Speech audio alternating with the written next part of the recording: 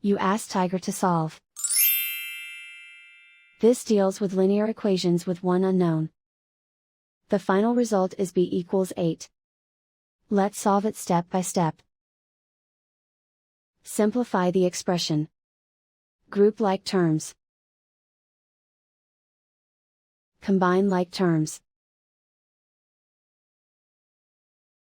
Group all constants on the right side of the equation. Add 7 to both sides. Simplify the arithmetic.